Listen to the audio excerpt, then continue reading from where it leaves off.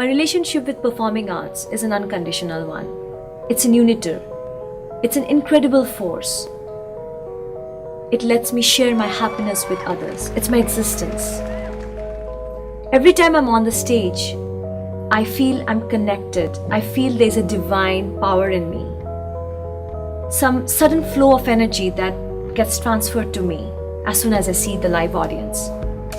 I have a thirst for learning, and I learn from my audience. For the past few years, I have had the opportunity to host live Bollywood concerts and tours of Shreya Ghoshal, Ayushmann Khurana, Monali Thakur, Sonu Nigam, Atif Aslam, Shalmali Kholgade, Neeti Mohan, Vishal Dadlani and Shekhar Rabjiani. Always I try to bring a different flavor to my content each time up on the stage performing and interacting with a live set of audience. It gives me an opportunity to connect with people of different cultures, of different background, of different age, religion, who speaks different languages. I guess humanity bonds me with them. Namaskar, aadaab, sat shri akal, kaise hain aap yaaro? It's great to be here. What a night, what an audience! Be prepared to witness an evening filled with entertainment and more. Viewers, I'm really excited today to bring you a special guest. She's actually my hero and her name is Simantanee. And Manish, yes. I'm sure you met Simantanee before. Yes, I have. She's a talented artist and one of our new favorites. Well, she has a story behind her strength and her life and whatever she has accomplished so far, and she's going to tell us all about that. Simantanee, welcome to Women Now. Thank you so much. You are our perfect woman of the Women Now. I want to know more about your past, and when we talked about what gave you strength today to be where you are, walk us through that journey. Absolutely, would be my pleasure, and thank you so much for providing me this opportunity to be here at your show. Well, you talk about strength. I consider it to be an inner strength, the mental strength that you need to have. You know, when I got the news that I was being diagnosed with Hodgkin's lymphoma. It's a blood cancer. It's a type of blood cancer. And how old were you then? I was just 22. Wow.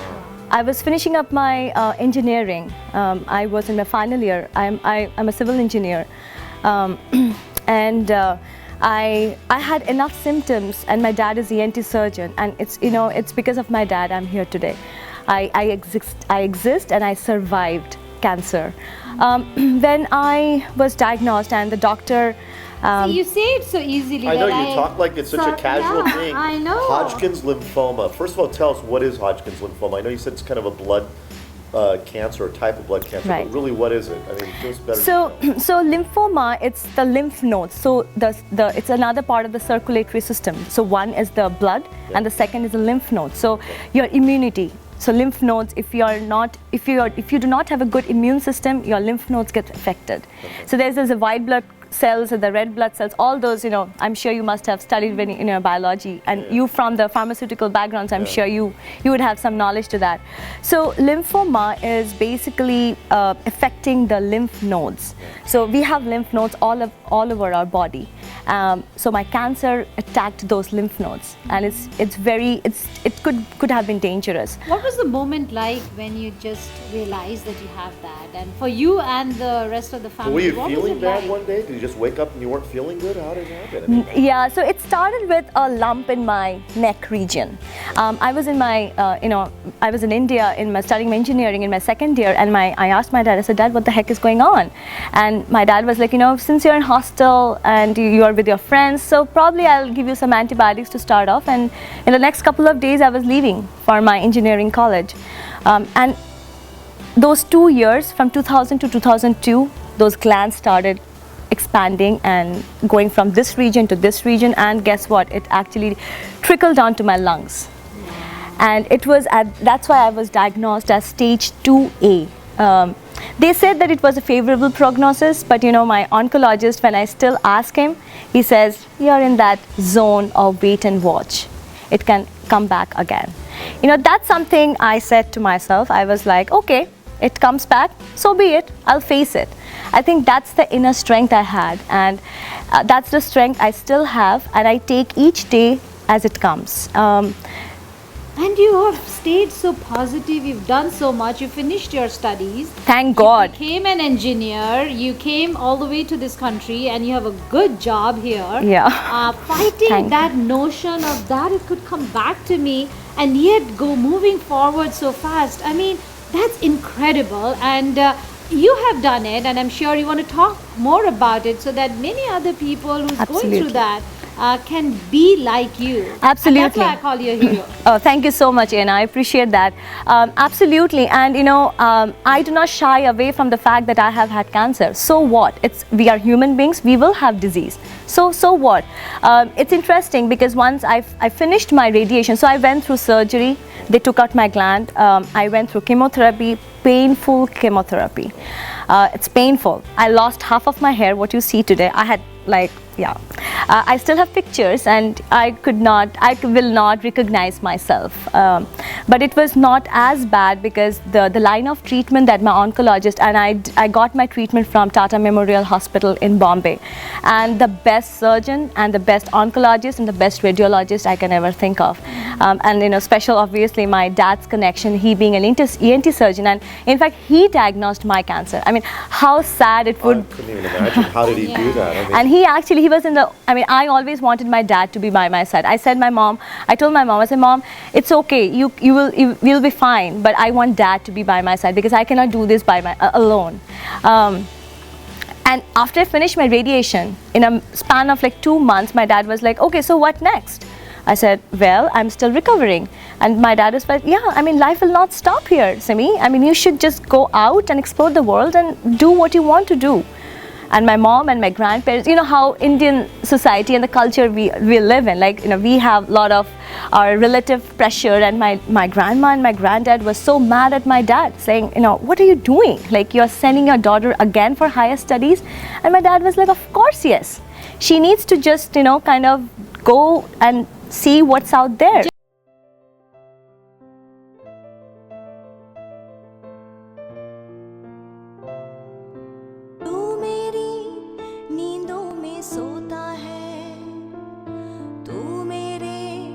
अश्कों में रोता है, सरगोशी सी है ख्यालों में, तू ना हो फिर भी तू होता है सिला।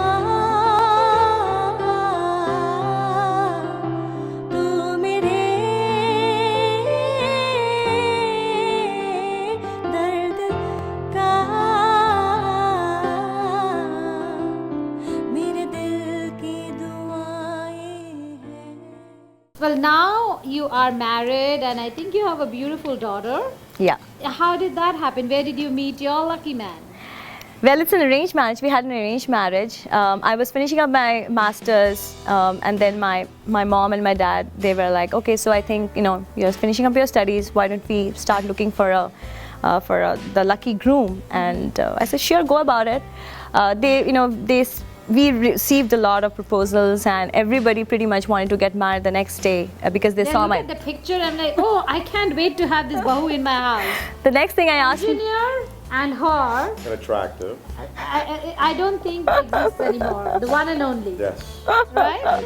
Well, thank you so much for those nice words. I don't think I deserve that much, but when they saw my pictures, they said, oh yeah, let's get them married the next day. And I asked my mom, I said, Mom, did you share the news, what I've gone through in the past? And Mom was like, no, yeah, I will, maybe once we finalize on the proposal. I said, no, that's the first thing you have to tell them, without even sending my picture. And believe it or not, when my mom shared those experiences, they would just back out. Unbelievable. And one night, I happened to overhear a conversation between my parents saying, won't my daughter get married ever? You know, so that's something that started bothering me. I said, oh my gosh, like my mom and my dad, they're getting stressed. Of course not. And it so happened that in that time period, Arnab's, my husband's name is Arnab. Arnab's family, they reached out to my parents and they said that we would like to proceed on this. So my mom did not send the picture first. The first thing she said was, oh, okay, so my daughter has had cancer, and so let's go from here.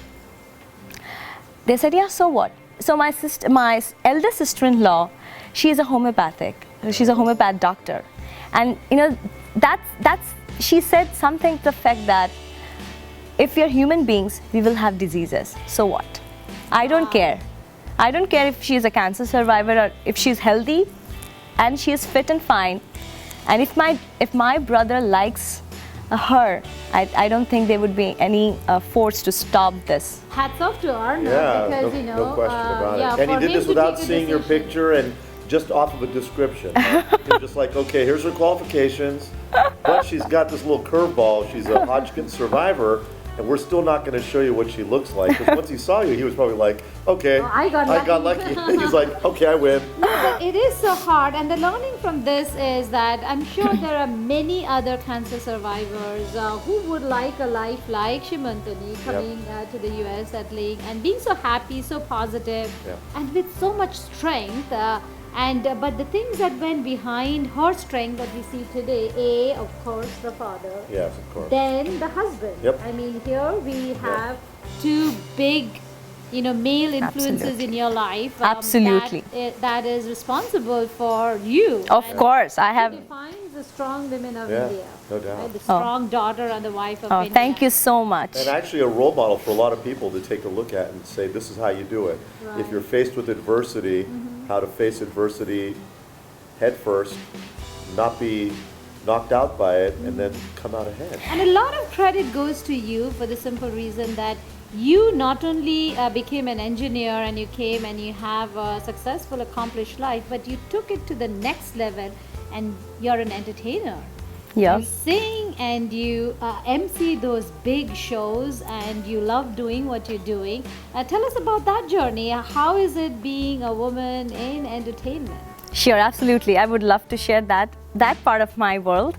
I have been always an entertainer since I was probably 9 years. I finished my bachelor's in music when I was like 13 or 14, and I was an all India radio child artist. I performed in Doordarshan. We did not have those fancy cable TV channels, right, as we used to have, as we have now. So I performed in Doordarshan. So I've always been an entertainer since my childhood, and I come from a very cultural inclined family. My mom is a poet. My sister is a very established playback singer in the South, so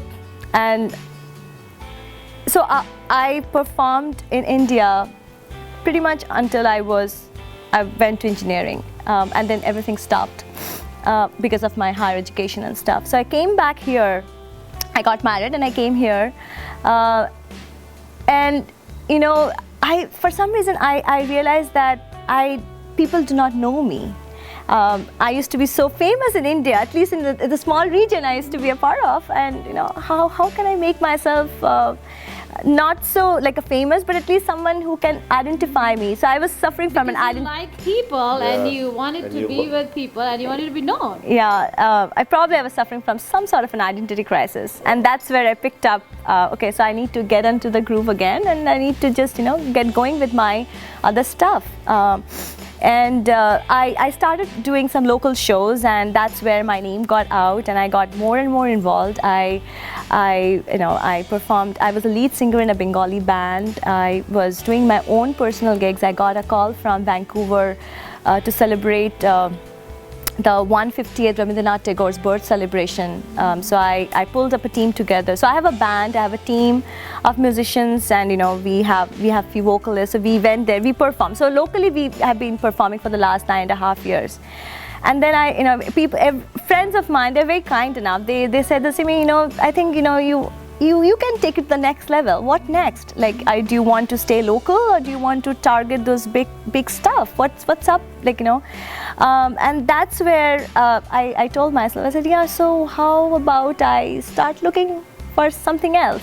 I was fortunate enough to meet some really nice people who have been a greatest influence in my entertainment life. I mean, they are my shield, they are my protectors, they are they are everything. I have huge and deep regards and respect for those two gentlemen in my life. And they are? Yes. I know. I've been waiting. It's not Manish, I know it's that. not, and it's not the two of us for sure, because we're in suspense here. So It's Mr. Rocky Kaushal and Mr. Darshan Mehta of Shri Balaji Entertainment. Oh, okay, yes. okay. And that's where you got the break into those Exactly. big concerts. गलियां तेरी गलियां मुझको भावे गलियां तेरी गलियां गलियां तेरी गलियां यूं तर पावे गलियां तेरी गलियां